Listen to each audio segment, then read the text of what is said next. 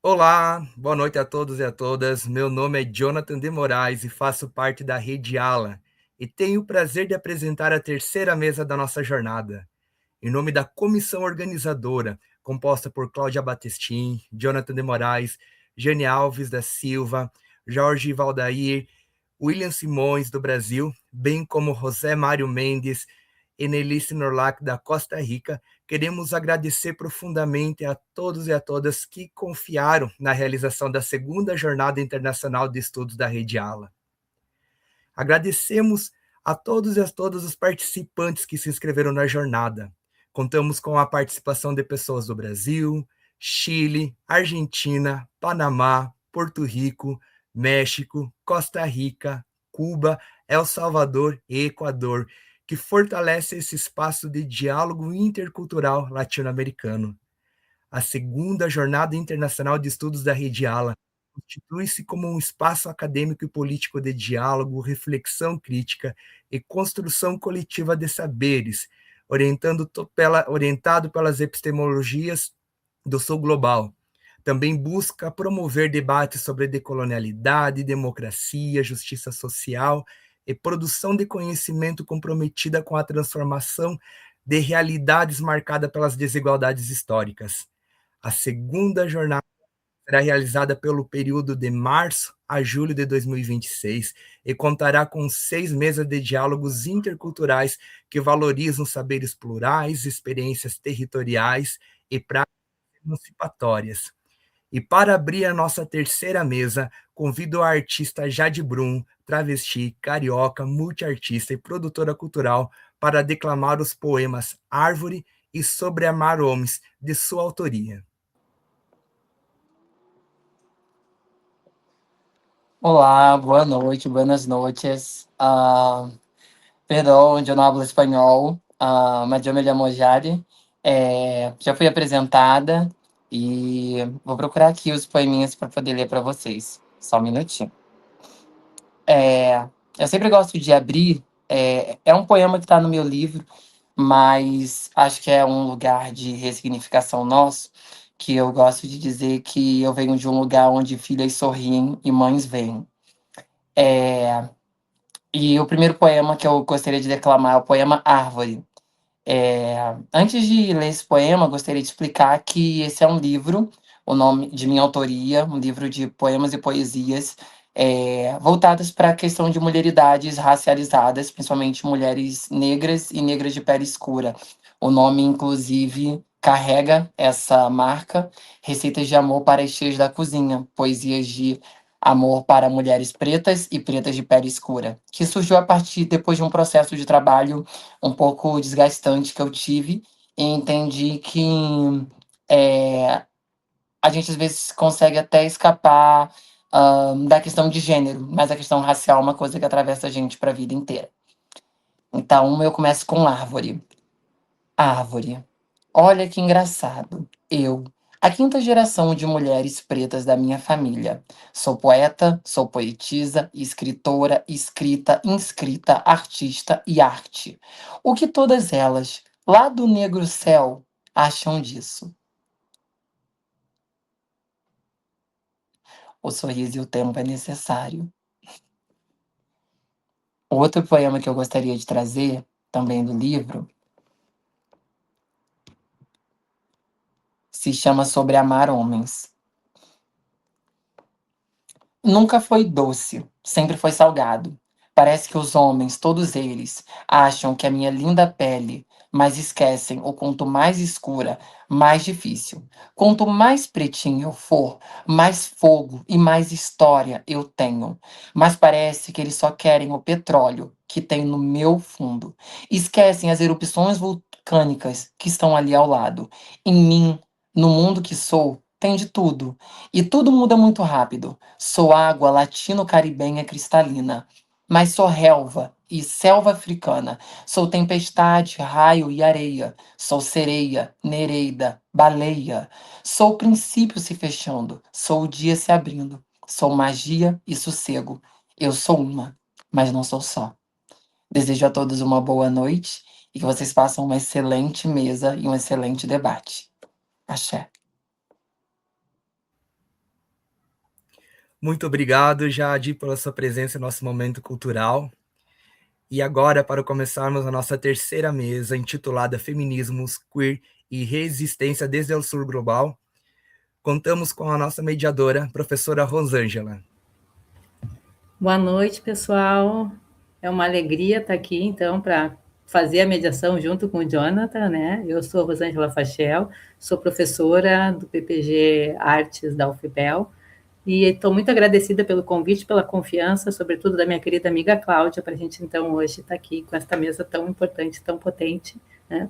Eu vou contar um pouquinho da dinâmica para vocês da mesa, então nós vamos ter 3 pessoas hoje compartilhando aqui conhecimentos e saberes, né, com a gente, e a ideia é que cada uma tenha entre 15 e 20 minutos aí para sua exposição, para depois a gente ter um tempo, né, para poder debater, para a gente poder, então, quem quiser fazer perguntas, ficar à vontade para fazer as perguntas, né.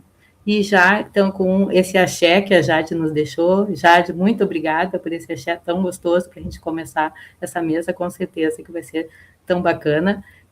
Eu vou convidar, então, aos colegas, né, e as colegas da mesa para já nós fazermos a composição. Então, eu chamo minha querida amiga, irmãnita menor, Virgínia Silveira. Virgínia, muito obrigada, boas-vindas. E aí já chamo também em seguida para compor a mesa com a gente o Anderson Luiz Schuch. Anderson, muito obrigada. E chamo também já para vir para a mesa com a gente o Cairo Costas Moraes. Hola. Cairo, Hola, aí. ¿me escuchan? Olá, Virginia, sim, te escutamos. E também vou chamar para estar aqui ¿Me com a gente o escuchan? Jonathan. Ok. Sim, te escutamos. ¿Nos escutas? Virginia? No estoy escuchando nada. Ah, Virginia não escuta. Esperen que no estoy escuchando nada. Y A me ver. veo, pero no me escucho. Ah, Virginia não escuta. Ahí me escuchan. Así te escuchamos, pero también escuchamos al YouTube, creo que Ahí me escuchan. creo que aí, bueno, aí Virginia vai arreglar, a Virginia vai aí consertar aí o retorno dela para ela poder nos escutar, né? Então, a ideia hoje é que a gente faça essa conversa, né? Eu vou chamar, então, cada uma, para que faça a sua fala, e no início da fala já convido, se vocês quiserem compartilhar com a gente um pouco a respeito da formação de vocês, da trajetória, para contextualizar um pouco a apresentação, seria bacana. Vou convidar, então, Anderson, se está preparado para começar a abrir a mesa, então vou te passar a palavra. Quando estiver aí perto do teu tempo, a gente te avisa para a gente, né, ficar com atenção aí ao nosso tempo, para todo mundo poder se escutar. Obrigada, uma boa fala. Uma boa noite a todas e todas. Espero que estejam bem, que a gente possa ter uma boa noite de diálogos e de encontros e poder explorar, mesmo que virtualmente, as possibilidades de ampliarmos as nossas conversas. Então, me chamo Anderson, sou um homem cis gay, psicólogo, e nos últimos anos tenho feito uma caminhada nesses estudos envolvendo gênero e sexualidade, e principalmente aí pensando a questão das ofensivas antigênero, né? Então, a minha proposta hoje é que a gente pudesse, de diferentes partes da América Latina, poder pensar essa questão das ofensivas antigênero e essas disputas políticas que têm se produzido no nosso cenário, né? Quando falo da questão das ofensivas antigênero, é buscando analisar esses movimentos transnacionais que vão se estabelecer em diversas partes do mundo, vão articular atores políticos, religiosos, da sociedade civil, pessoas de um campo extremamente heterogêneo, mas que de alguma forma têm convergido em ações que se opõem a pautas, demandas e lutas do movimento feminista, do movimento LGBTQIAPN+, e principalmente aí atacando uma perspectiva de direitos sexuais, de direitos reprodutivos, no sentido de tentar restringir esses direitos e também influenciar legislações, políticas públicas e todo o debate público aí em relação a uma contraposição a essas pautas e demandas, e também que possam reafirmar um certo valor normativo de família, de como viver e se identificar em relação a gênero e sexualidade, e que vão tentando construir também um certo projeto de uma identidade nacional com base nesses valores e um certo projeto de nação. E quando eu digo dessas ofensivas, eu acho que um exemplo que nos traz essa dimensão é o discurso de posse do Donald Trump, quando ele fala dessa ideia dessa nação americana, uma certa defesa da liberdade de expressão, e que traz com isso uma tentativa de combater qualquer censura do governo sobre essa liberdade, mas que, de alguma forma, à medida que alega liberdade, também faz toda uma oposição àquilo que ele entende como uma engenharia social da raça e do gênero. Isso para defender, né, no seu discurso, a ideia do mérito, né, uma sociedade baseada no mérito, e também na existência de apenas dois gêneros, o masculino e o feminino. Isso somado, né, a toda uma censura, uma restrição e cortes no financiamento de organizações ligadas a direitos LGBTQIAPN+, e que também vai se relacionar muito com as políticas antimigratórias desse governo. Mas o que eu queria trazer com esse exemplo do Trump, e que se estabelece em outros tantos lugares, é como o gênero e a sexualidade têm se tornado um campo central de disputa em relação à democracia. E aí é importante, como diz o Eric Fassan, que a gente possa entender que a democracia sexual, que o debate que envolve aí políticas, legislações voltadas à questão da sexualidade, também está no coração da democracia.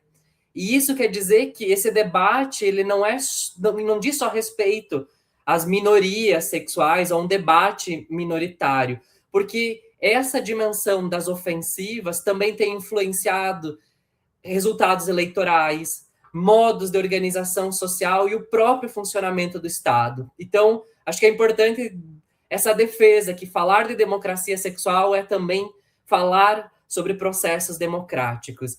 E, nesse sentido, pensando aí nesse fenômeno transnacional, a SPW, que é o Observatório de Política Sexual, tem lançado uma série de boletins para trazer essa realidade das ofensivas em diversos países, e em especial na América Latina, principalmente discutindo como contextos que têm uma certa erosão da democracia são um palco onde cada vez mais vem se intensificando esse debate.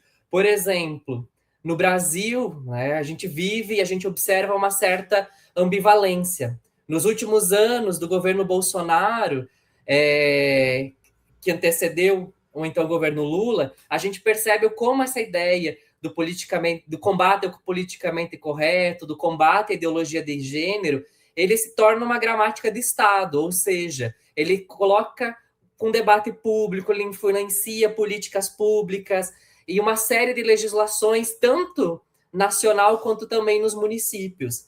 Mas também é interessante pensar que, por mais que tenhamos rompido com esse ciclo, mesmo com a eleição e o atual governo Lula, a gente ainda convive com certas, ou melhor dizendo, persistem essas violências estruturais, e ainda é muito forte uma resistência aí a qualquer agenda voltada à diversidade sexual e de gênero. Então, desde 2024, 2025, gênero e orientação sexual continuam sendo excluídos do Plano Nacional de Educação. Recentemente, a política e o Programa Nacional de Atenção Especializada à Saúde da População Trans, mesmo aí com grande debate público, não foi sancionado, não foi apoiado, e recentemente a gente teve a sanção da Política Nacional de Linguagem Simples, que traz esse combate aí à linguagem inclusiva ou à linguagem neutra, e tenta padronizar a linguagem no Estado brasileiro. Então, mostra como ainda persiste esses desafios em avançar qualquer agenda aí que se relacione às pautas feministas e LGBTQIAPN+. E só para marcar, recentemente, né, a Câmara Municipal do Estado de São Paulo aprovou numa primeira votação essa lei, uma tentativa de lei que proíbe a realização da parada do orgulho LGBTQIAPN+, de São Paulo, que é a maior parada do mundo, reúne mais de 2 milhões de pessoas na Avenida Paulista, e que, com base em alegações de proteger crianças e adolescentes, evitar impactos urbanos, tem tentado cercear esse que é uma das maiores ações aí de luta e de visibilidade no Brasil. Mas, com base também no relatório da SPW, a gente vai observando isso em outros países da América Latina, né? No Paraguai, como menciona o relatório, desde 2007, uma série de políticas educacionais vem proibindo certos conteúdos e associando eles à ideia da ideologia de gênero, resultando num ambiente de censura, pânico moral na educação. Na Argentina, as recentes medidas do Milei e o seu governo da motosserra têm buscado restringir acesso à saúde e a direitos de pessoas trans, têm reduzido políticas que são referências regionais em saúde sexual e reprodutiva, com a prevenção do HIV, com a questão da gravidez na adolescência, entre outros temas. Em El Salvador, também, com o Bukele, a gente vê uma implementação de políticas que têm restringido os direitos da população LGBTQIAPN+, bloqueando aí o reconhecimento da identidade de gênero, proibindo a linguagem inclusiva, e também, por exemplo, na Colômbia, que vive um cenário também muito complexo, porque à medida que tem avançado em algumas questões jurídicas, como casamento igualitário, adoção por casais homoafetivos, a proteção contra a discriminação, ainda também convive com muitos movimentos conservadores ativos que têm tentado incidir sobre a educação, sobre políticas locais, e que também teve um desdobramento muito importante aí nos acordos de paz. Mostra, então, como esse fenômeno ele atravessa diversos países, diversas realidades, e seria interessante vocês poderem colocar aqui, seja no Brasil e em outros países da América Latina, como é que vem acompanhando e observando justamente esse cenário aí de restrição de direitos e de avanço desse neoconservadorismo. Mas mesmo assim, né, com tantos retrocessos, a gente também acompanha alguns processos de resistência e de ampliação de direitos. O Brasil, né, tem avançado em algumas políticas para a população LGBTQIAPN+, acompanhado algumas decisões do Supremo Tribunal Federal, fortalecendo alguns espaços de participação social, como a retomada do Conselho Nacional e das conferências para pessoas LGBTQIAPN+. Também no Caribe, algumas decisões judiciais, como em Santa Lúcia, Porto Rico, têm ampliado certos direitos civis e o reconhecimento da identidade de gênero. Em Cuba também, algumas reformas legais têm possibilitado a mudança de gênero nos documentos sem a exigência de cirurgia. No México também, a despenalização do aborto foi um grande avanço nos direitos reprodutivos. Então, também a gente vem acompanhado, por mais que tenha esse cenário de restrições, uma série aí de tentativas de resistências. Mas falar sobre ofensivas antigênero, como diz a Judith Butler, é a gente pensar nesses movimentos neoconservadores, movimentos de extrema-direita, que têm propagado a ideia de um mundo estável, baseado numa certa moral religiosa, de família patriarcal e numa certa diferença sexual, e que tem tornado o gênero como se fosse uma ameaça central a esses valores, a essa ordem, a esse sistema mundo, né? E que por isso, por conta dessas ameaças, tem constituído um certo fantasma de gênero, um fantasma aí que, de alguma forma, engloba uma série de ansiedades, de medos, de oposições, onde que o gênero se tornou um perigo extremo. E para isso tem justificado a oposição aos direitos sexuais e reprodutivos, criminalizando movimentos sociais, perseguindo ativistas e construindo um ambiente de autoritarismo institucional e, de certa forma, mobilizado um fascismo eufórico de pessoas que estão atacando, né, qualquer defensor da diversidade sexual e de gênero. E esse fenômeno transnacional, ele também deve ser pensado nos seus desdobramentos regionais, ou seja, conforme o José Manuel Moran Faundes, ele analisa que a gente precisa também entender como essas ofensivas se estabelecem no cenário da América Latina, com temporalidades, contextos, alianças e aderências muito particulares. E ele vai mostrar o quanto na América Latina, desde os anos 70, anos 80, tem se intensificado uma agenda contra o aborto, contra os métodos contraceptivos, principalmente aí de grupos católicos, pró-vida, pró-família, e que esses movimentos, nos anos 90 e 2000, têm buscado um debate aí nas conferências internacionais, na restrição dos direitos sexuais e reprodutivos, ou seja, buscar impactar legislações, decisões judiciais nos países. E o que a gente observa nesses anos 2000 é a presença, além dos atores católicos, de atores evangélicos neopentecostais cada vez mais atuantes nesse contexto. E, mais recentemente, a partir dos anos 2010, além de um caráter reativo de oposição a leis e a políticas públicas, o que a gente observa é que existe uma fase mais ofensiva, uma fase mais produtiva, principalmente em torno aí da ideia da ideologia de gênero e a tentativa de construir uma nação cristã, uma nação aí com base nesses valores conservadores. E eu acho que isso é muito importante para a gente pensar que essas ofensivas, pensadas na realidade da América Latina, também tem que ser analisada na relação com as raízes coloniais, na como a moral religiosa se estabelece na nossa região, como se institui uma ordem social a partir desse contexto e também como a nossa região vai sendo usado como um laboratório de experiências neoliberais e que essa combinação de fatores aí tem produzido e fortalecido esses movimentos, tanto neoliberais quanto neoconservadores aí, que têm, inclusive, impactado na perda de direitos e numa série de restrições aí no funcionamento do Estado. Por isso, eu queria trazer muito essa discussão, né, de que, para a gente entender e analisar os impactos dessas ofensivas na América Latina,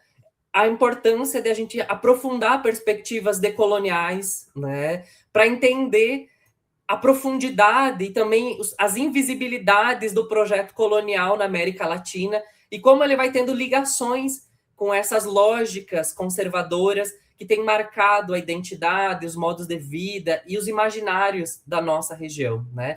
Pensar justamente essas estruturas coloniais que vão organizando o nosso mundo, mas também, a partir dessa leitura, propor uma certa ideia e uma reflexão sobre a colonialidade de gênero, ou seja, sobre essa imposição do patriarcado, da heterossexualidade compulsória, do apagamento de uma diversidade de formas de vida, e mostrando também que assim como se conquistou a terra, assim como se invadiu e se apropriou a terra, da mesma forma se expropriou aí dos corpos dos povos, e principalmente aí para reafirmar uma certa herança patrilinear branca e uma certa exploração sexual.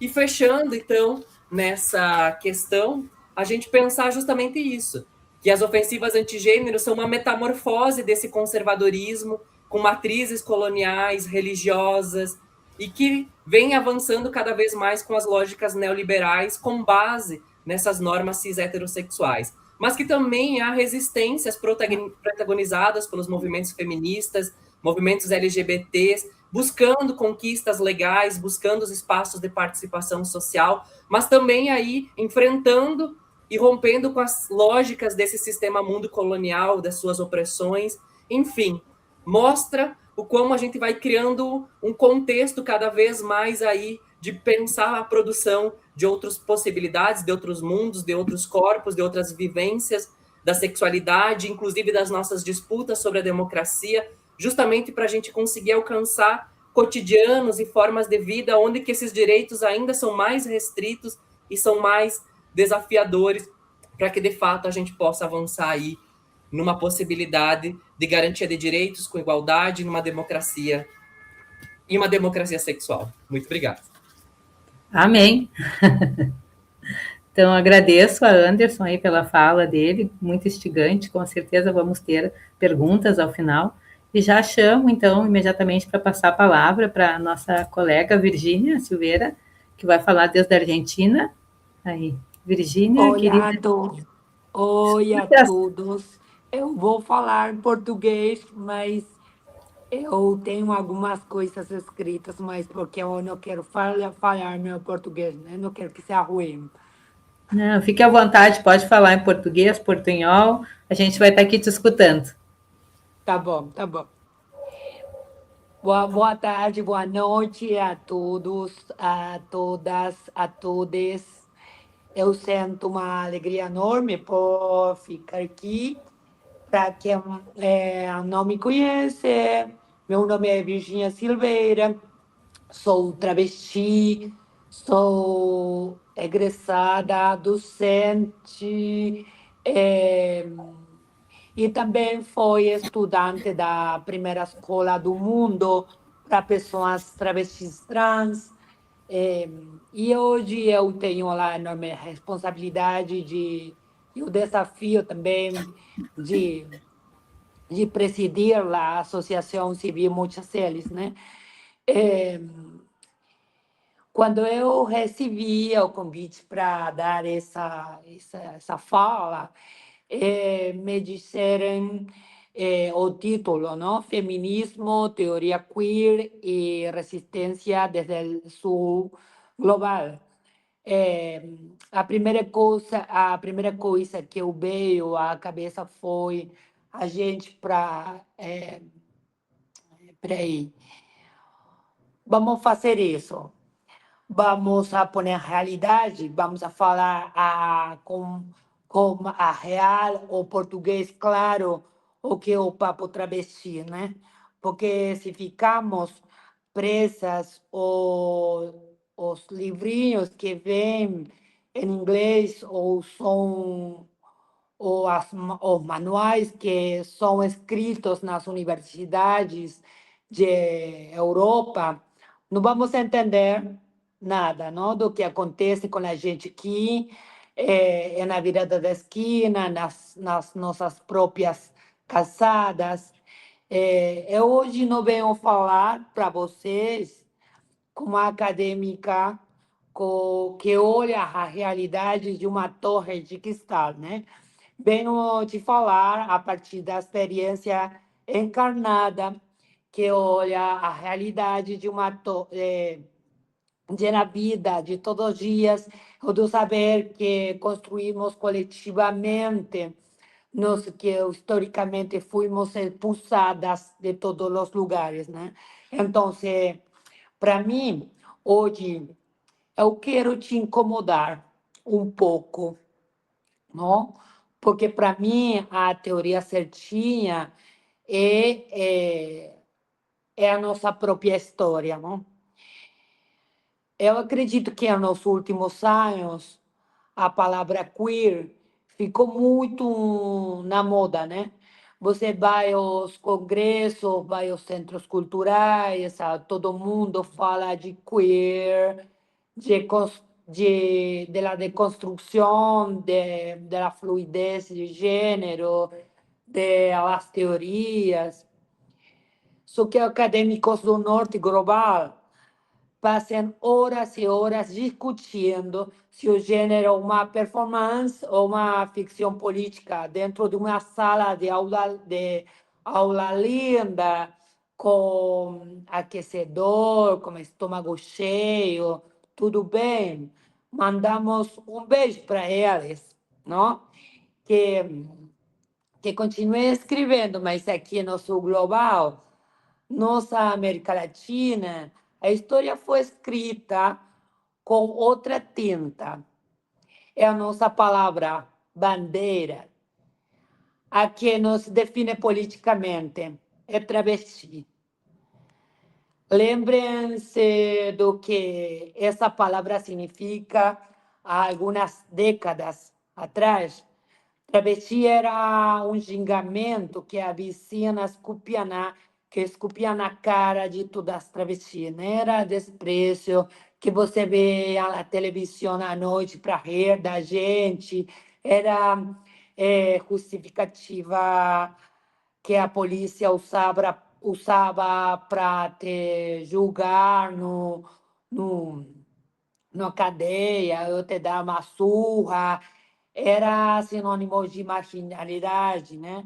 Do perigo, do que precisava ser escondido ou eliminado. Sabe, sei lá, que teria acontecendo se tivéssemos ficando esperando na academia nos salvar? Mas não, tivemos gigantes argentinas, não vou falar só de argentinas, mas no Brasil tem muitas pessoas, faros absolutos como Luana Berkins, Diana Sakachan, elas sabiam o que as companheiras fizeram. Pegaram esse gigamento que escorria ódio e sangue, limparam com orgulho, colocaram os corpos na reta e o transformaram em uma identidade política coletiva. Por isso, quando dizemos somos travestis, estamos dizendo muito mais do que a autopercepção de gênero. Estamos dizendo temos uma memória, temos uma genealogia de resistência e nascemos da sobrevivência nas margens. A diferença com o norte, que lá eles discutem a linguagem, as etiquetas e os pronomes em espaços seguros. Aqui no sul, a resistência travesti trans é medida colocando o corpo no jogo. É uma luta histórica para caminhar dos quarteiros sem ser uma viatura te leve por viadagem ou descato. A briga para um prato de comida, com a coberta do inverno, pelo direito de envelhecer. Não precisamos que o norte venha a traduzir nossa existência, nem não dizer que nós nomear. O nosso saber nasce do asfalto da esquina e da assembleia. Porque também tem um feminismo que fica pequeno para a gente. Companheiros têm um feminismo hegemônico, burguês, de classe meia, ou do escritório, que muitas vezes nos olhou de um rabo de olho. É esse feminismo que convida as travestis para a foto da marcha, ou nos coloca no panfleto para mostrar que são modernos e inclusivos, mas que quando as luzes da manifestação se apagam, é hora de discutir orçamento e moradia, o trabalho, o aborto dos corpos trans com capacidade de gestar. Eles se esquecem de nós ou nos tratam como uma demanda secundária. A partir da perspectiva que construímos na Mochaceles, o feminismo ou o transfeminismo popular, periférico, plurinacional, não é nada ou puro teatro. Por quê? Porque o gênero não vem sozinho com um pacote bonitinho, a opressão bate o peito combinando com a classe social, com a raça, com o território. A grande maioria das identidades travestis ou trans do sul global compartilha da mesma linha do tempo que dói. Expulsão precoce das nossas casas biológicas, muitas vezes aos 12 ou 13 anos, abandono do sistema educacional porque a escola te maltratava ou te expulsava. É uma rua que te esperava com a noite como a única opção de sobrevivência econômica. As zonas da prostituição e o trabalho sexual. Isso não é uma teoria que lemos no PDF. Isso é uma realidade da grande maioria das companheiras que hoje batem na porta da Mochaceles. Por isso, quando nós saímos da rua para gritar pelas costas travestis e trans no mercado do trabalho, ou quando exigimos uma reparação histórica que as sobreviventes com mais de 40 anos não estamos indo pedir um favor. Nós estamos pedindo assistência, não um tapinho das costas. Estamos exigindo justiça social. Estamos reivindicando que o Estado reconheça que nos perseguiu sistematicamente na democracia através de códigos, de posturas e leis contravencionais. A expectativa de vida de nossa comunidade continua travada nos 35 anos ou 40, enquanto o mundo discute inteligência artificial, o futuro do trabalho tecnológico, nós continuamos enterrando companheiras jovens. Por isso, o nosso transfeminismo não é de manual, é um grito de urgência que exige transformar tudo, desde essa raiz econômica até a estrutura jurídica. É aqui onde eu quero falar para você do que eu melhor conheço, da nossa casa, da nossa trincheira compartilhada, a Mochaceles, o sistema capitalista e perfeitamente lubricado para que, se você nasce travesti, trans ou dissidente no sul global, o seu destino seja a solidão ou clandestino, ou esquecimento. Eles te isolam, fazem você acreditar que está quebrada, que está errada, que é a única no mundo, mas a comunidade travesti-trans inventou a tecnologia política mais linda do planeta para hackear esse destino. O parentesco comunitário, as mães, as tias travestis. O que é isso? É o corrente do amor e sobrevivência, onde as travestis mais belas, aquela que já desviou das prisões ou dos tiros, acolhe as mais jovens para que acabe de chegar na rua, senta com ela, dá um prato de sopa, ensina a se agasalhar e a se proteger da polícia e de posicionar na vida. Essa rede de cuidado que inventamos quando ninguém olhava para nós é o alier-se da Mochaceles. A Mocha não é só uma escola onde vai fazer prova de matemática, geografia, ou ter dá um diploma dizendo que você terminou o ensino médio. A Mocha nasceu para inverter a lógica da expulsão.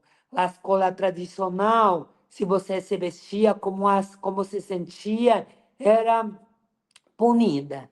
Se usava seu nome social, zombavam de você. Se você faltava porque tinha uma noite ruim na rua, reprovava por faltas. As instituições foram feitas para nos vigiar e nos punir. Na Mochaceles, não viramos o jogo. Lá, a base de tudo é a pedagogia da ternura. Voltamos à frase da linda de Luana Berkins. O amor que nos negaram é nosso impulso para mudar o mundo. Porque, olhem só, coloquem isso na cabeça. Ninguém consegue sentar para aprender se estiver com frio. Ninguém consegue se concentrar em uma aula se estiver com o estômago vazio. E ninguém consegue despertar a sua inteligência se estiver com medo. Por isso, a primeira coisa que te recebi é o abraço, o mate, a escuta, o prato de comida, se precisar.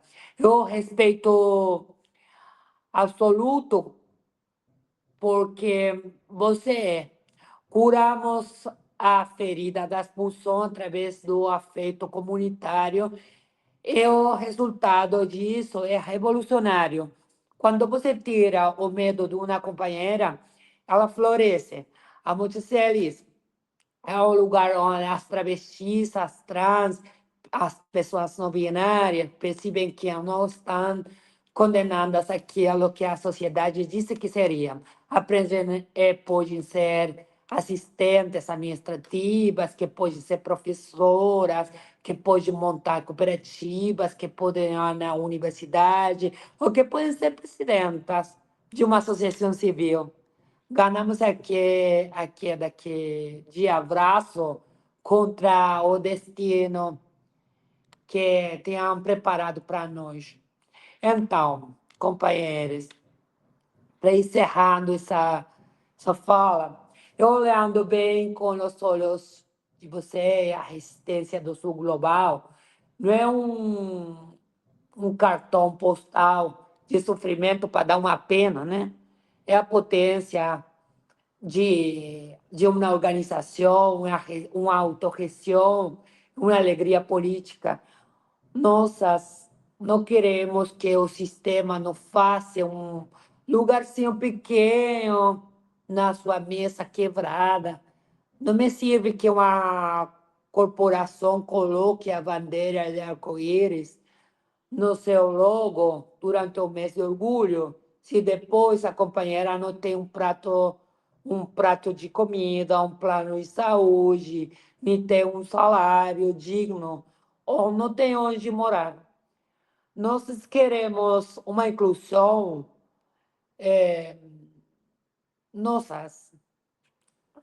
não queremos uma inclusão cosmética,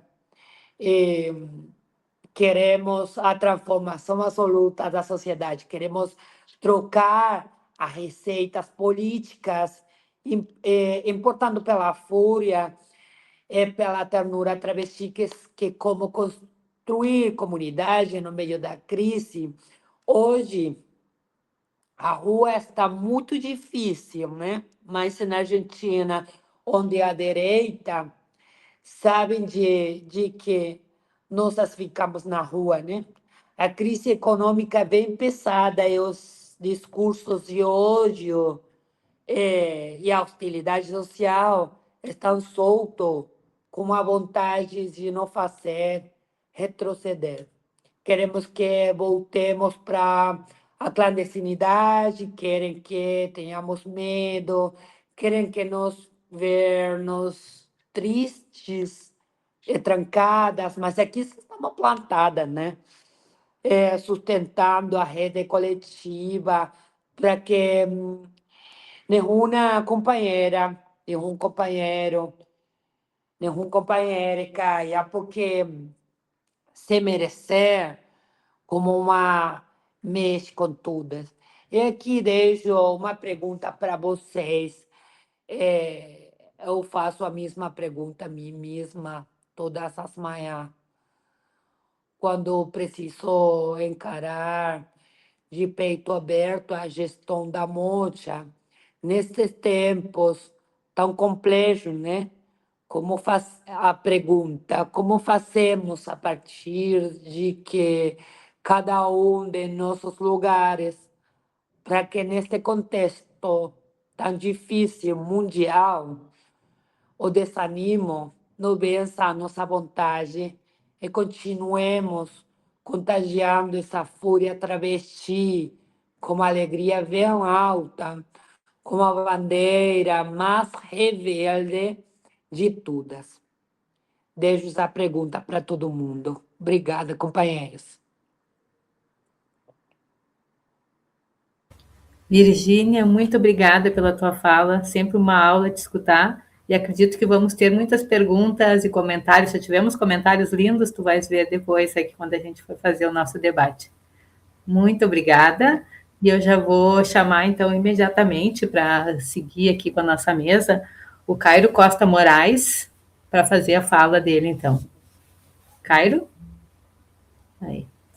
Cairo, então, já te passo imediatamente a palavra, fica aí à vontade, tu tens aí o teu tempo para falar.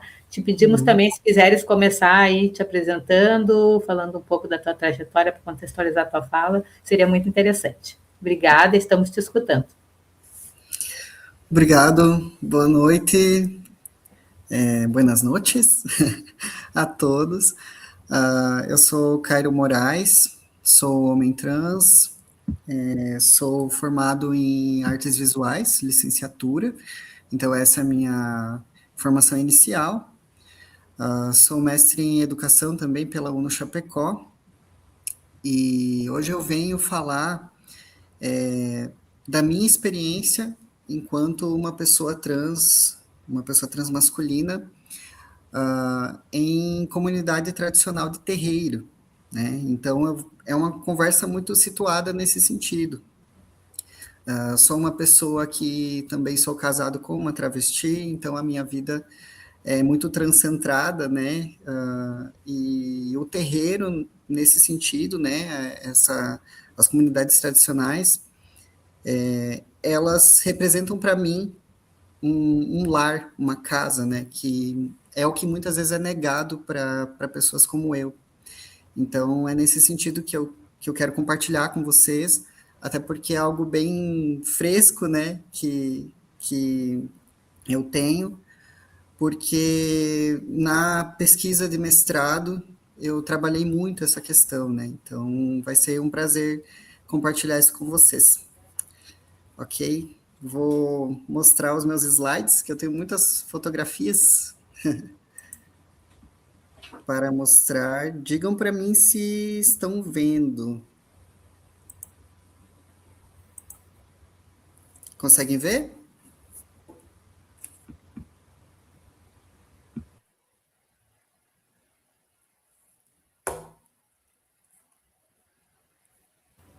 Sim, conseguimos ver. Ótimo, Perfeito. para com isso. Eu falo espanhol mais ou menos bem, mas hoje eu vou falar em português, porque se eu falar em espanhol eu vou demorar demais, vou extrapolar o tempo, tá?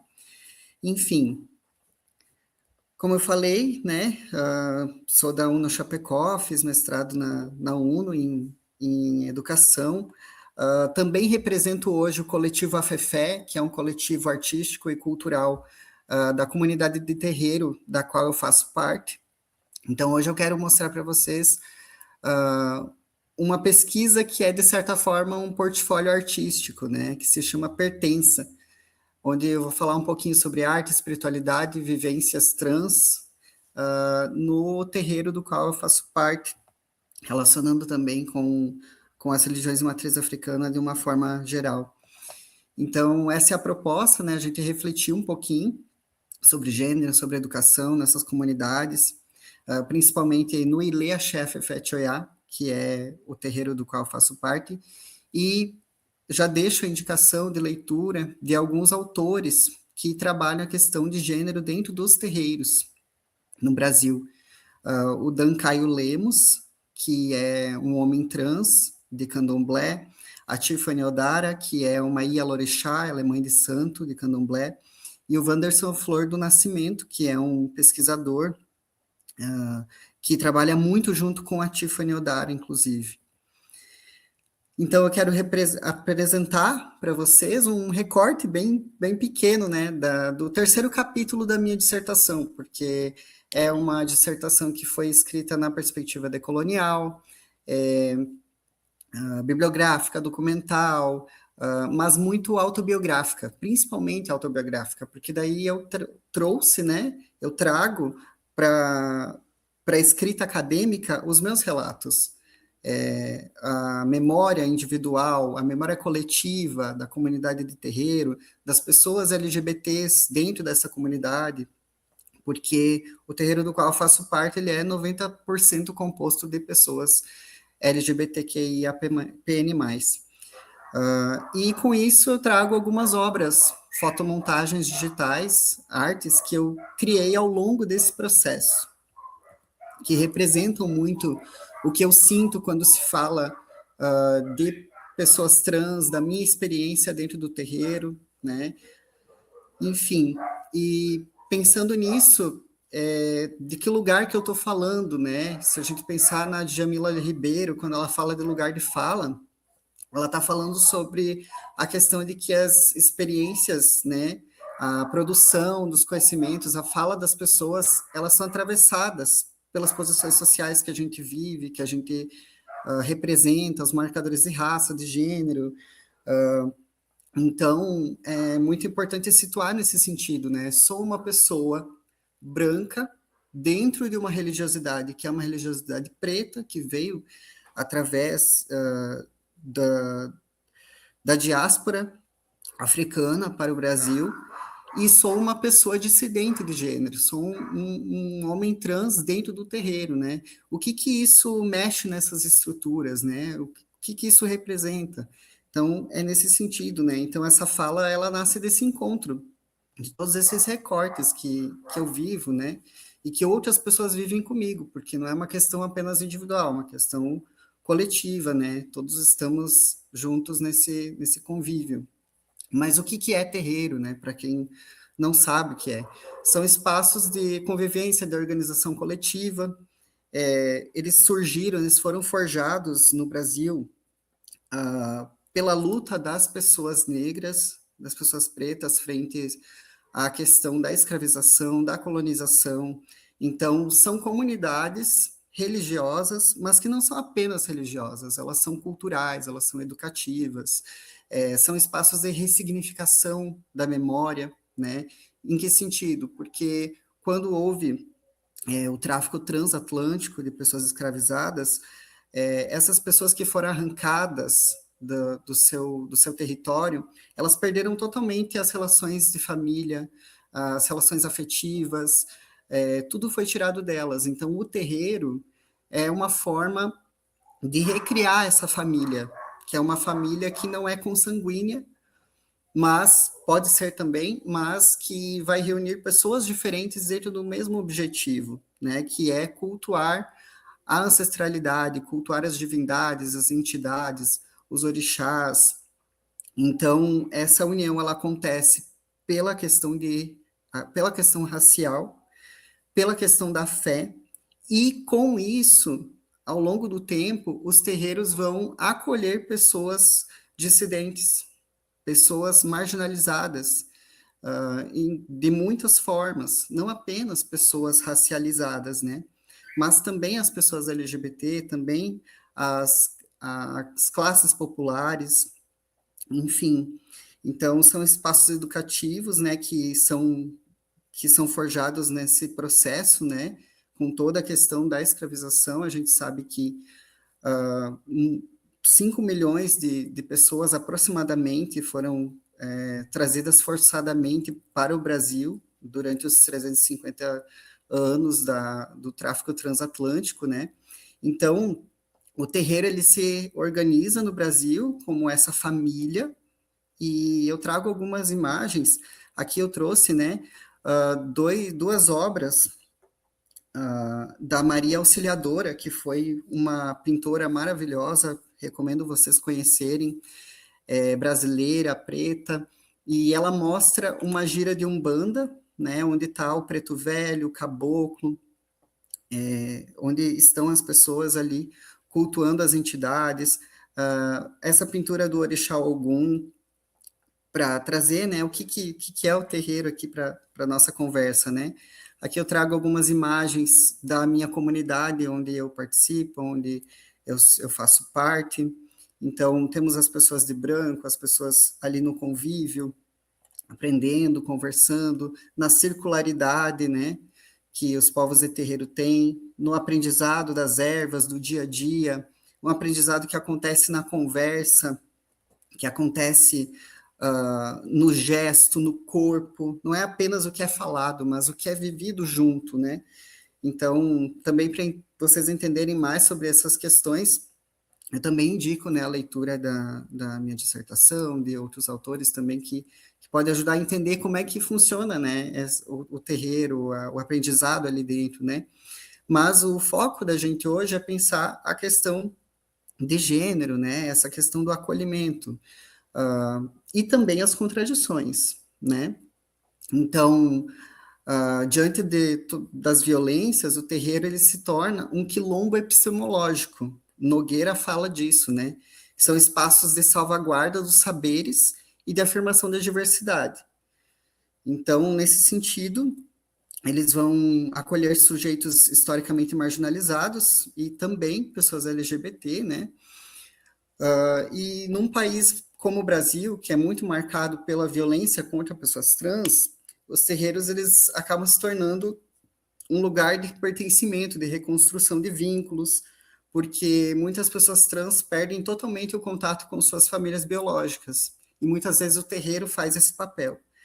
Trazendo um relato pessoal, isso aconteceu comigo em um período da minha história, desde a minha transição de gênero, né, desde o início de todos os questionamentos, quando eu venho a público e eu assumo a minha transgeneridade, assumo que sou um homem trans, tive problemas muito sérios com a minha família, cheguei a ficar anos sem contato, teve uma ruptura bem grande. Hoje em dia temos contato e reatamos os laços, mas naquela época o terreiro foi a minha única família e foi extremamente importante para a minha saúde mental, para eu me entender nos meus processos também de gênero, psicológicos. Então, o terreiro, ele oferece esse apoio afetivo, né, esse apoio espiritual, comunitário, e para nós, os terreiros, a religião de matriz africana é um espaço possível para a nossa existência, porque lá na igreja essa existência não é possível. E eu falo também por experiência própria, por ter crescido em igreja evangélica, né, onde a minha existência ela não era possível coexistir, não era possível conciliar isso com a fé. E no caso dos terreiros da religião de matriz africana, não. É possível conciliar a nossa existência, o nosso corpo, com a nossa fé. É um sagrado que é possível para nós. Ao mesmo tempo que os terreiros, em grande maioria, acolhem as pessoas LGBTs, e especialmente as pessoas trans, o Caio Lemos, a Tiffany Odara e o Flor do Nascimento, eles pontuam que, por serem comunidades tradicionais e por estarem inseridas nessa sociedade, que é uma sociedade transfóbica, né, a sociedade brasileira, os terreiros, eles podem sim reproduzir leituras binárias sobre o corpo, né, gênero, funções ritualísticas, eles podem reproduzir silenciamentos, opressões. Então, não são todos os terreiros que são abertamente favoráveis, que vão acolher da forma como eu sou acolhido no meu terreiro, né? O Caio Lemos, ele fala da questão do não lugar, que muitas pessoas trans dentro dos terreiros, elas não são abertamente rechaçadas, mas elas ficam numa espécie de não lugar, que ele chama de liminaridade, né? Que é a pessoa não vai poder ocupar cargos de homem nem cargos de mulher. Às vezes, existem alguns terreiros, infelizmente, no Brasil, que eu, por exemplo, por ser um homem trans, seria obrigado a usar saia, a usar vestido, a usar roupas de mulher, enquanto as travestis seriam obrigadas a usar roupas de homem, né?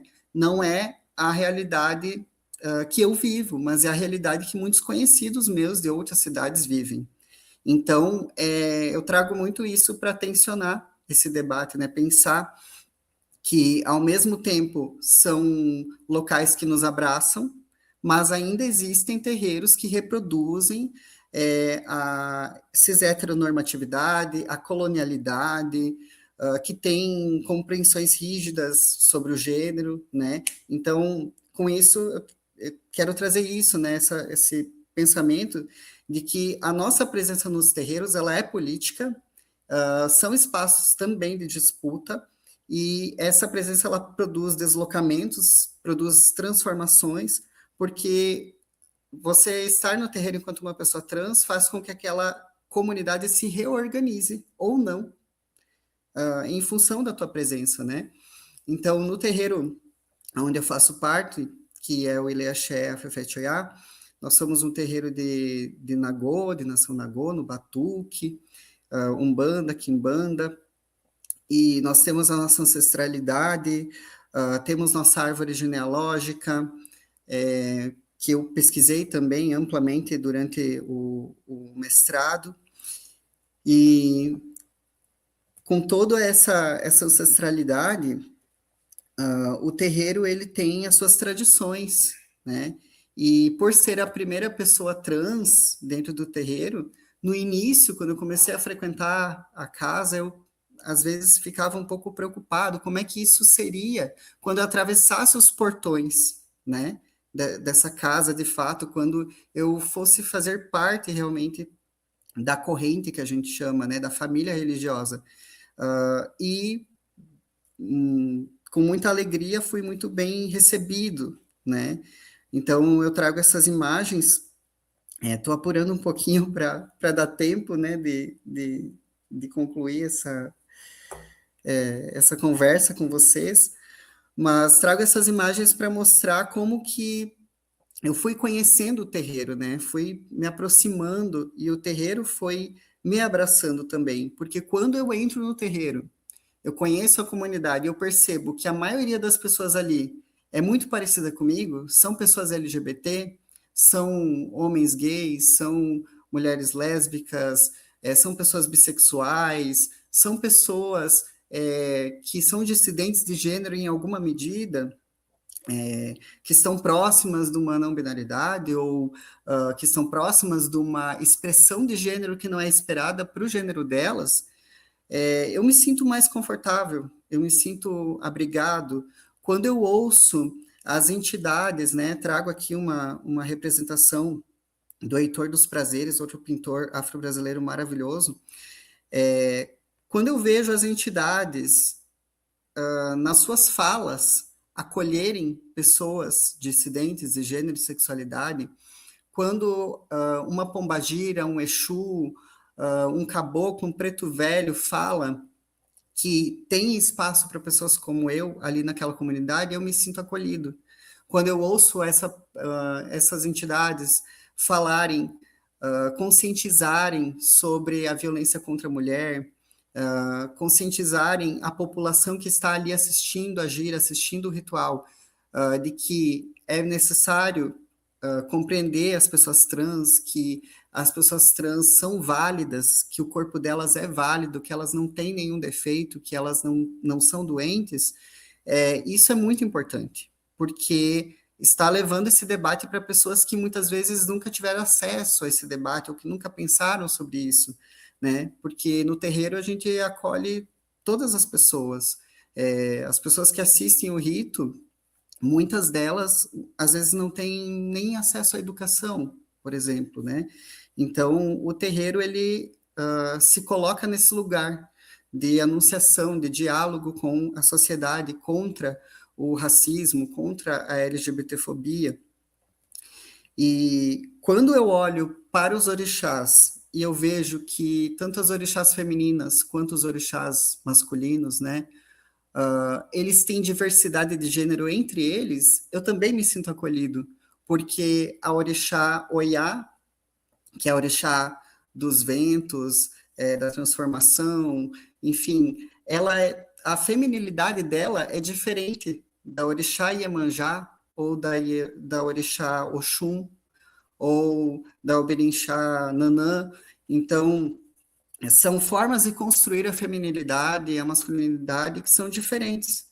Quando eu vejo Oxumaré, por exemplo, que é um orixá que é um orixá masculino, mas que representa a transformação, que se transforma em seus mitos, é narrado que se transforma em cobra, que se transforma em mulher em determinados momentos do ano, eu percebo que é outra forma de entender o gênero, que são outras compreensões de vida.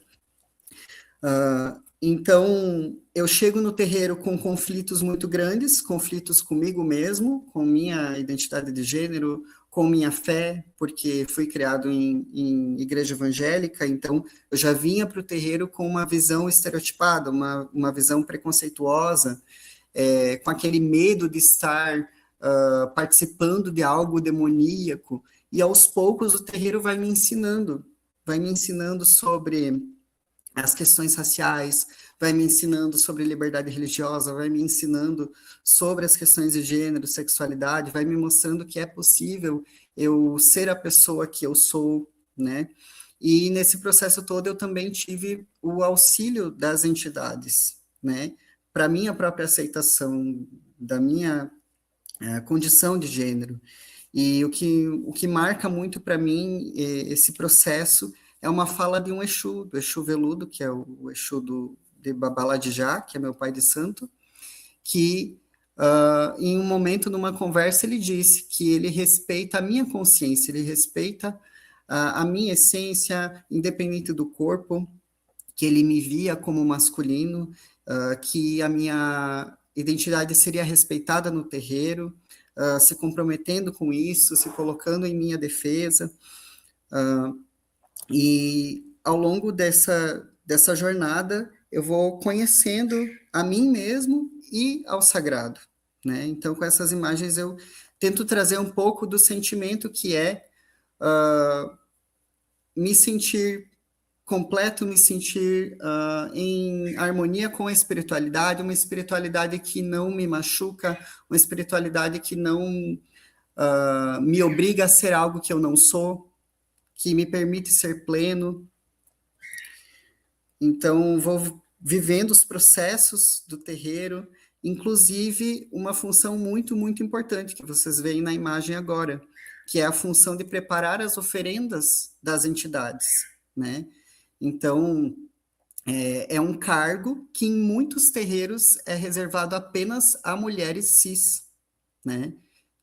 E na nossa realidade, no nosso terreiro, é possível que um homem trans esteja ocupando esse espaço, né? O que é revolucionário dentro dessa questão do tradicionalismo, né?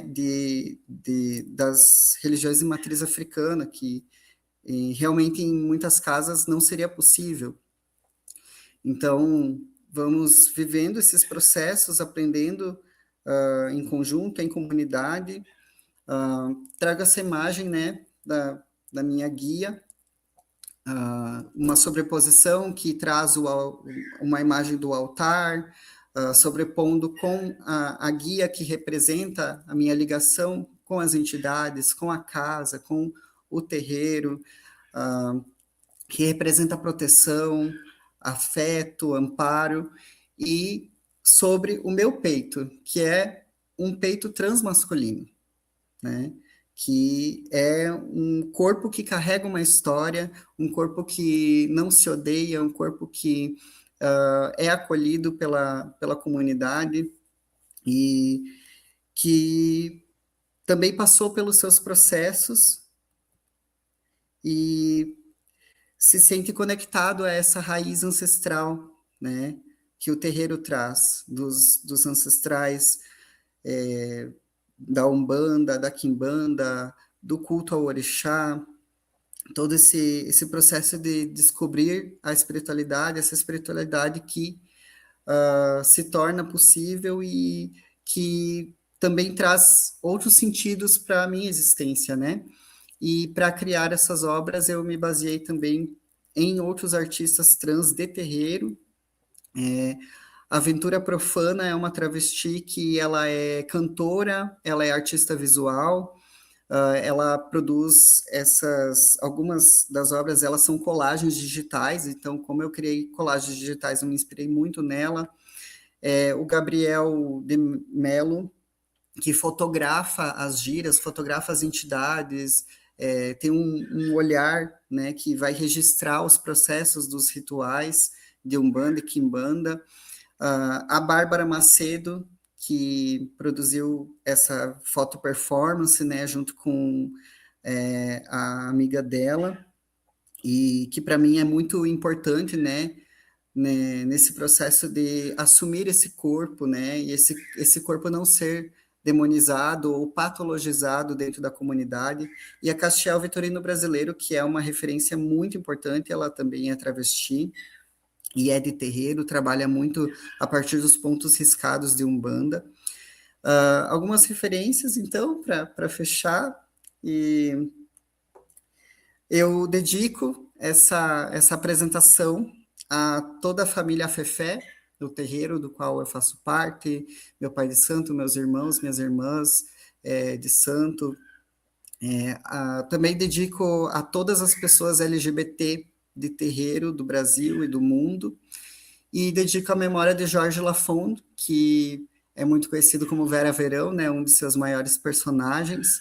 Ele foi ator, humorista, dançarino, transformista brasileiro, uma pessoa dissidente, né, de gênero, de sexualidade, e que faz parte da família religiosa do meu terreiro.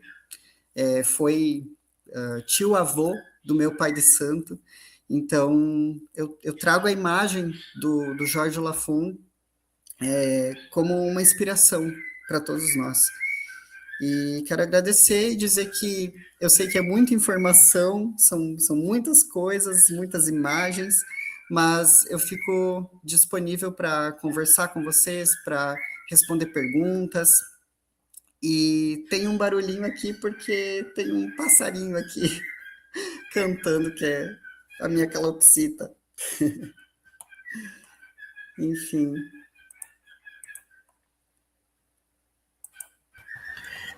Obrigado, Cairo. Obrigado pela Obrigado. partilha, não somente o Cairo, a Virgínia, também o Anderson. São fala que nos toca e que são necessárias, ainda mais nesse período em que nós estamos vivendo, como o Anderson falou, que as violências estruturais estão cada vez mais estruturadas. E, então, nós precisamos promover esses diálogos críticos que sensibilizem para que a gente possa, de uma forma ou de outra, somar força e ser resistência. Eu, diante dessas falas, né, que teve, eu gostaria de chamar novamente a Virgínia, porque cada convidado nosso hoje trouxe uma perspectiva diferente. Então, se a Virgínia quer complementar algo relacionado ao que os demais colegas falaram, sinta-se à vontade. Também convido as pessoas que estão nos assistindo para fazer perguntas para a Virgínia, consequentemente também para o Cairo, para o Anderson, e vamos aproveitar esse momento que estamos juntos, justamente para dialogar. Virgínia?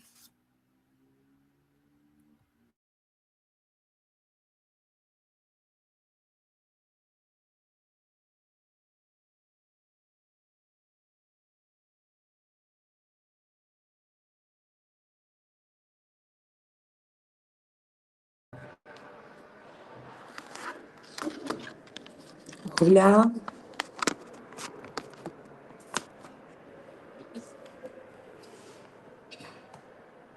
Hola, ¿me escuchas? E sim, estamos escutando, Virgínia. Ahí está. No escuché nada porque se me cortó en un momento. Sim, diante das falas que os nossos colegas trouxeram, que cada um trouxe perspectivas diferentes sobre a temática que estamos abordando, gostaria de saber se você tem algo a complementar, algo também a perguntar para o Anderson ou para o Cairo, dentro dessas questões que são em comum e também que são diferentes, né? É muito, eu acredito que é muito importante falar o que falou Cairo, o que falou Anderson também. Me parece que é super importante poder falar. Algo mexe do que os dois falaram, né? Mas para mim é super importante poder falar que a direita que está tomando todo mundo, né? É onde as primeiras pessoas que caem de todos os direitos são as pessoas do coletivo LGBT e que mais E me parece que é muito importante poder falar que essa direita que fala que nossos vivemos sempre rompendo os valores da família, os valores da sociedade, os valores de toda uma sociedade que é hipócrita, né? Que é insensível, que não tem eh, esperanças, né? Que me parece que é super importante poder falar o que falou Cairo, né? Que as famílias, os terreiros, falam da família, né? E a família é super importante para nós, porque é a primeira escola da vida de nós. Mas essas famílias que têm valores, que acompanham, que têm muitas responsabilidades com nós as pessoas travestis, trans, não binárias, LGBTIQIA+, e todas essas pessoas são as primeiras em que têm que trabalhar para poder mudar esse mundo ao que vivemos hoje, né? E também tem que trabalhar para que a sociedade permita que outros corpos habitem na sociedade, uma sociedade renovada, uma sociedade nova, uma sociedade onde todos os corpos, todas as identidades habitam nesse lugar. Me parece que esse tem que ser os valores das famílias e não as coisas que fala a direita sobre nossos corpos em todo lado, né?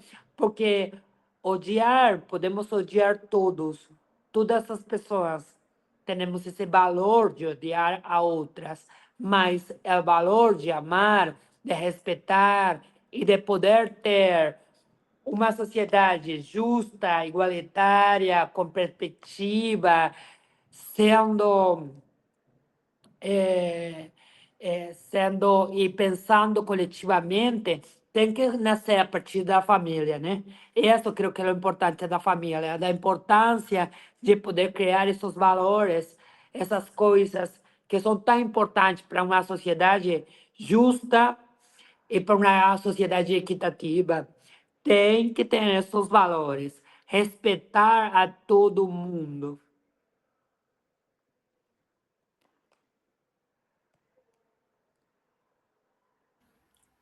Muito obrigado, Virgínia. Virgínia, você trouxe em sua fala que ser travesti não é somente identidade de gênero, né? Ela envolve essas trajetórias que elas são marcadas por resistências, por exclusões, por violências, criações de rede de contato, de apoio, né? Então, a questão de gênero, ela também é uma questão política, social, cultural, coletiva. E aí você falou algo que eu me apaixonei, que é temos uma memória. E nesse aspecto do temos uma memória, você viu que a arte ela chega para nos sensibilizar. Era o ano de 2020, estávamos na pandemia, eu assisti aquela série Pose e vi assim, pude refletir o quanto os LGBTQIA+, antes da minha geração, fizeram para que eu pudesse estar hoje aqui, ter o mínimo de direito que hoje a gente tem e que esses direitos ainda estão sendo estigmatizados e ainda tentam nos tirar, né, esse pouco de conquista. E foi o momento em que eu me perguntei o que eu estou fazendo pela minha comunidade agora, porque foi feito algo para a minha geração, o que eu estou fazendo para a geração que fica. E me traz muita alegria ver o Cairo falando sobre a questão do pertencimento dele no terreiro como um homem trans, porque foi a partir dessa aproximação do Cairo e de outras pessoas trans dentro da minha comunidade que eu pude me preparar, né? E de uma forma ou de outra contribuir. Então, eu me sinto muito agraciado quando você fala nós temos uma memória, não é somente eu sou homossexual, somos travesti, isso ou aquilo, né? É todo um conjunto que traça essa identidade. Então, eu achei muito importante e rico isso na sua fala.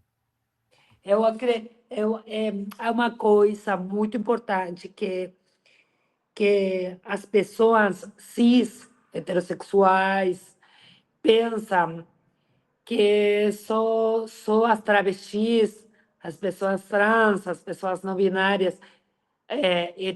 Eu sou a diversidade, tem identidade de gênero, né?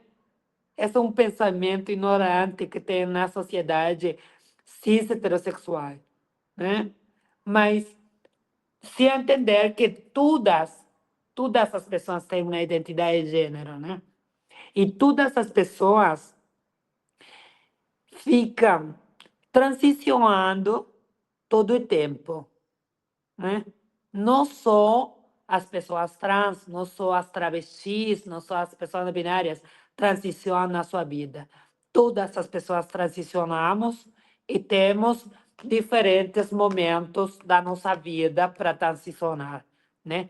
A transição de ser uma jovem a ser uma velha, de ser uma criança, ser uma jovem, é tudo uma transição. Todas as nossas vidas transicionamos, mas isso é importante falar, porque as transições acontecem em todas as vidas das pessoas, mas também a ancestralidade.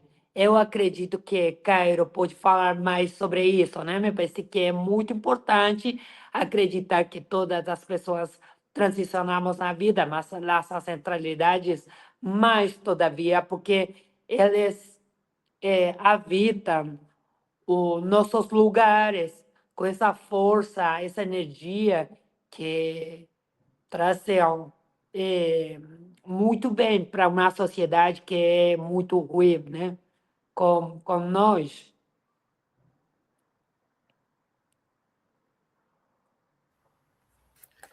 Realmente.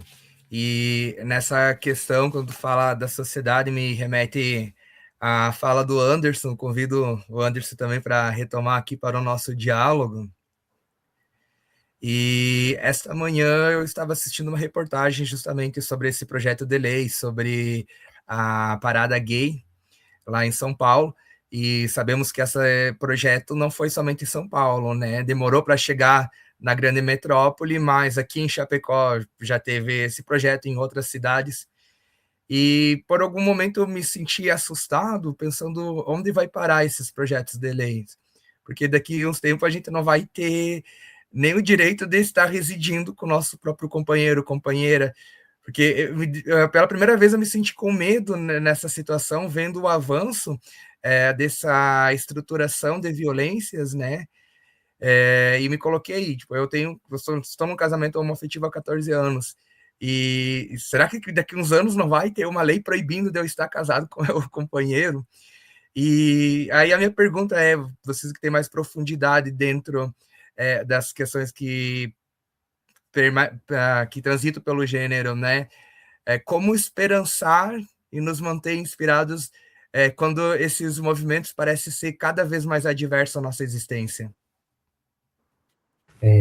Jonathan, Virgínia, acho que a gente vai pensando várias questões e eu acho que a gente vai construindo esse diálogo. Eu tenho muito estudado como essas ofensivas se estabelecem em contextos locais, porque uma coisa é a gente pensar um fenômeno transnacional em outros países, em outras lógicas, mas eu acho que quando a Virgínia provoca, bom, e quando isso alcança o dia a dia, o cotidiano, esse corpo que experiencia a possibilidade ou a ausência desses direitos, eu acho que esse é um debate muito importante. E como tu bem lembra, Jonathan, eu tenho argumentado muito o quanto os espaços locais têm sido uma experiência que depois são levados para os espaços nacionais e mostram como é complexo, porque tem coisas que chegam de fora, de outros países, mas também são coisas produzidas a partir das nossas realidades, que tem essas marcas coloniais, essas marcas racistas, essas marcas LGBT-fóbicas, que também apagam outras possibilidades, né?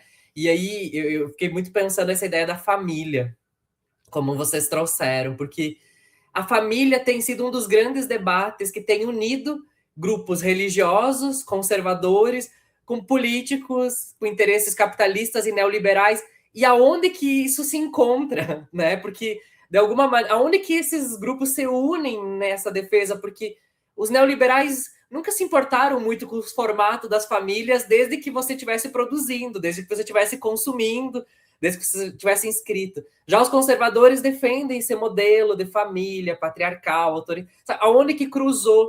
E eu acho que a ideia da família tem sido um debate muito importante, porque, de um lado, os conservadores buscam restringir direitos, né? Ou seja, não vamos debater casamento igualitário, não vamos debater outros arranjos de família, vamos defender um modelo de pai, mãe estável com seus filhos.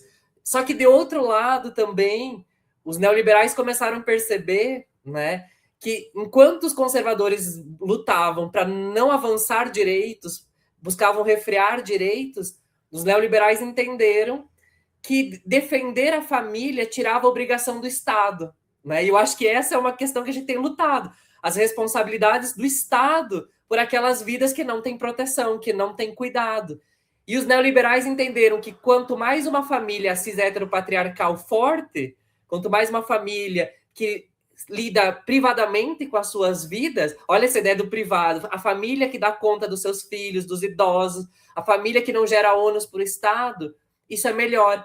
Então a gente vê essa extrema-direita que junta conservadores religiosos, que junta neoliberais e que tem avançado de uma forma muito grande, porque não é só para refrear direitos. Eu acho que o que a gente está vendo é a defesa de um Estado e de uma nação cristã, uma identidade cis heteronormativa para todas as populações, e isso restringe direitos, políticas públicas, isso faz ainda tornar mais vulnerável aqueles contextos que mais muitas vezes não acessavam esses poucos direitos, sabe?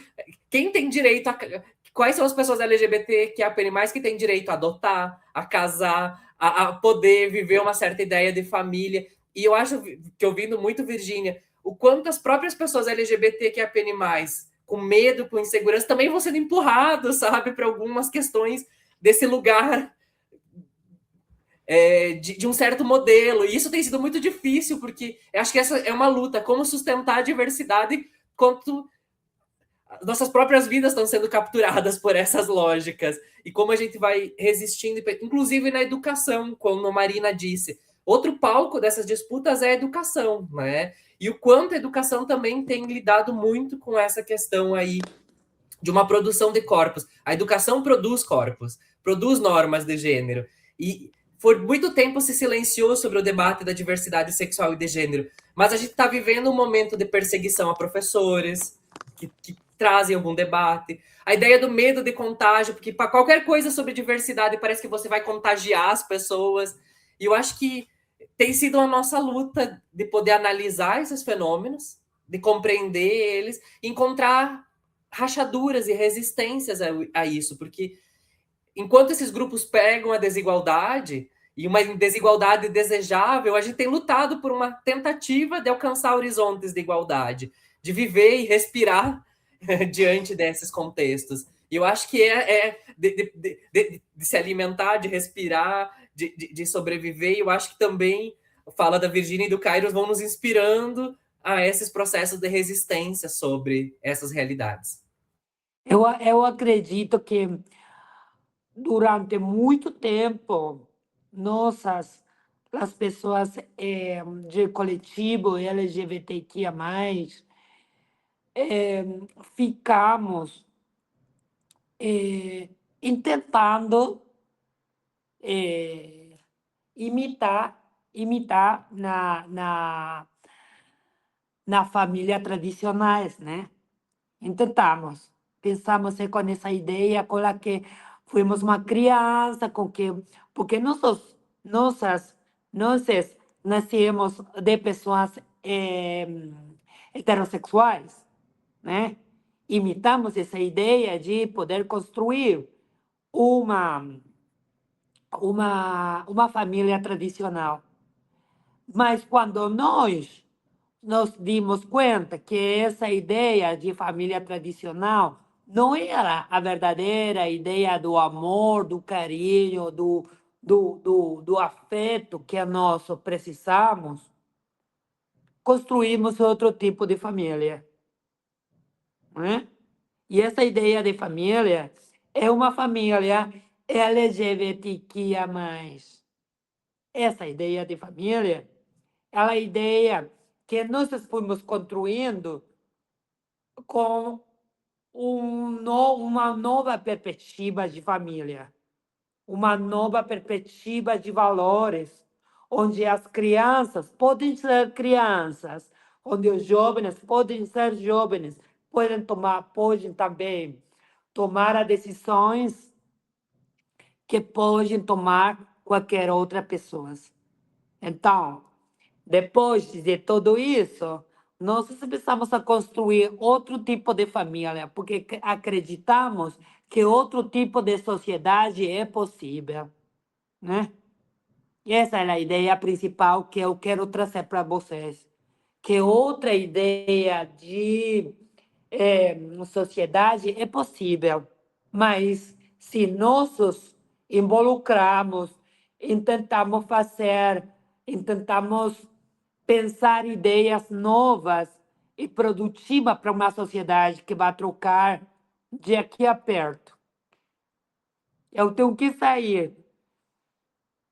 Agradeço muito por essa fala. Eu fico com muita saudade de poder voltar a encontro com vocês. E agradeço também a Cláudia, que inventou essa fala, tá?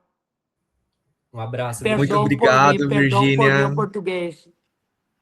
Tava lindo. Obrigado, Virgínia. Cairo, quero chamar você de volta também. A Virgínia, ela trouxe algo... Eu tô suspeito de falar que foi muitas falas bonitas, né? Mas a questão do reinventar a família. E acredito que esse reinventar a família é o que nós temos feito aqui dentro do terreiro. E eu pensando dentro da sua existência, né? O quanto esse reinventar a família ele tem se tornado algo, o movimento de reexistir e existir, né? Porque a gente constrói uma família diferente dentro do terreiro, você constrói uma família diferente dentro do seu casamento, que é um homem trans casado com uma mulher travesti. Quando tu teve que sair de casa, tu teve que fazer dos seus amigos a sua família até reencontrar o terreiro. Então, como nós temos que estar constantemente nos adaptando, porque constantemente nós estamos sendo excluídos também, né? E a gente vai restabelecendo esses modos de viver. Eu sempre brinco com o Cairo e com outras pessoas aqui da comunidade que nós temos que ganhar na Mega Sena ou guardar dinheiro para nós comprar uma chacrinha, porque agora a gente é jovem, mas no futuro seremos LGBTQIA+, na terceira idade, né? E a gente já projeta justamente isso, quem que vai cuidar de nós, né? Um vai cuidar do outro, como nós já estamos fazendo, um cuidando do outro. Então, para a gente fechar a fala, também gostaria que tu falasse também um pouquinho mais sobre essa questão da família, e quero avisar que a lista de presença se encontra no nosso chat, não esqueçam de estar registrando. Então, para você, Cairo. Certo. Enquanto você falava, Baba, Colofé, inclusive, eu lembrei de dois livros de uma pessoa muito especial, muito importante do transativismo brasileiro, que é o João W. Nery, que foi um homem trans que foi operado durante a ditadura, que teve que tirar RG falso. Ele era professor universitário, ele teve que abrir mão da vida toda que ele tinha construído e foi para o interior, foi viver de uma forma totalmente diferente. Foi pedreiro, foi pintor, foi tudo e mais um pouco. E o que me fez lembrar foi as palavras, né?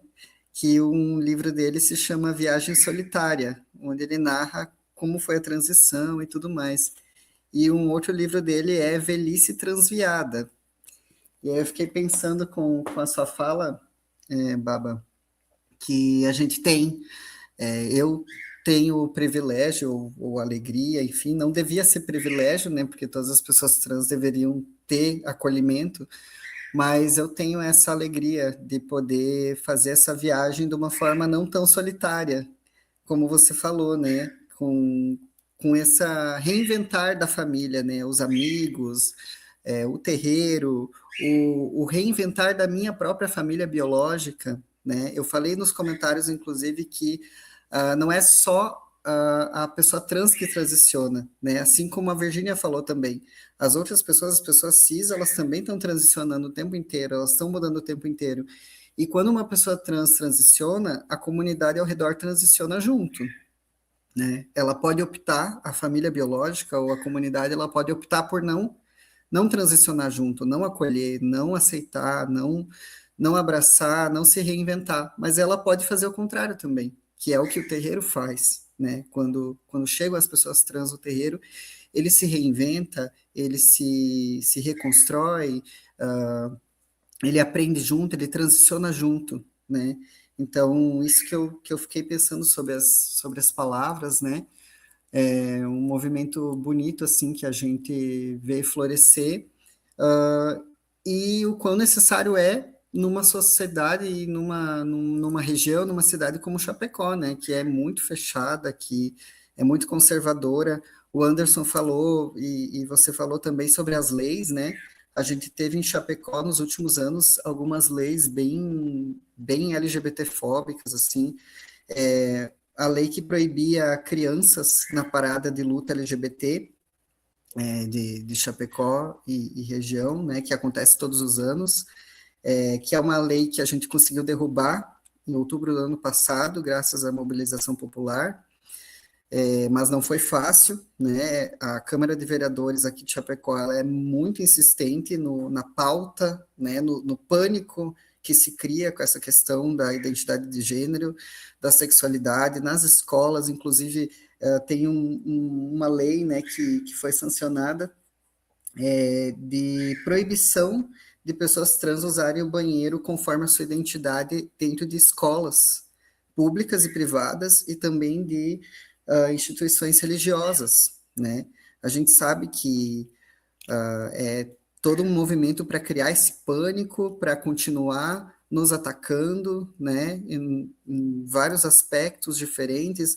No Conselho da Mulher, recentemente foi tentado falar sobre inclusão de mulheres trans, né, a violência, o combate contra a violência a meninas e mulheres dentro das escolas, foi tentado levar isso para o Conselho de incluir as mulheres trans e a Câmara derrubando, criando polêmica em cima disso. O prof falou também sobre perseguição a professores, né, já que eu lembrei desse contexto da escola.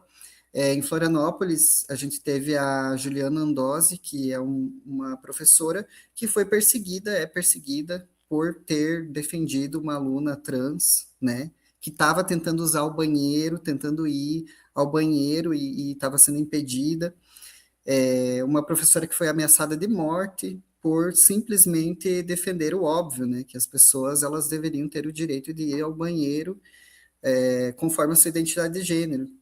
Então, quando você pergunta sobre esperançar, né, como que a gente pode esperançar, eu vejo que é esse movimento coletivo, que quando a gente abre a rede social, a gente vê tanta coisa horrível, né, tantos assassinatos, tanta violência, mas ao mesmo tempo a gente tem esse poder de, nas nossas comunidades, no nosso fortalecimento, né, a gente promover essa mudança de pensamento, que é esse mundo possível que a Virgínia falou, né, esse mundo diferente, que ele é totalmente possível, né, mas aí entram todas essas forças, né, de luta, de busca de direitos, de conscientização.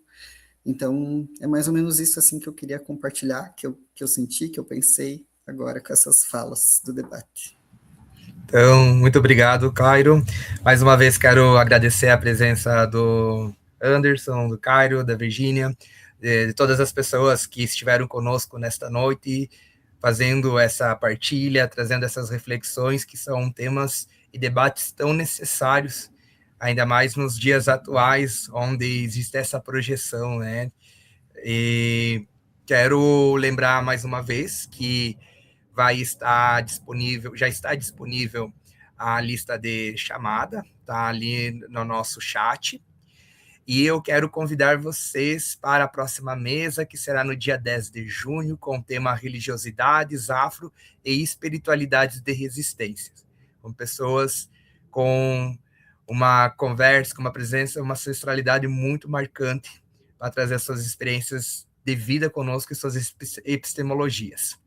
Então, curta o nosso Instagram, Rede Ala, Rede Latino-Americana no Instagram, siga no nosso canal, e mais uma vez, muito, muito obrigado por estarem conosco, suleando.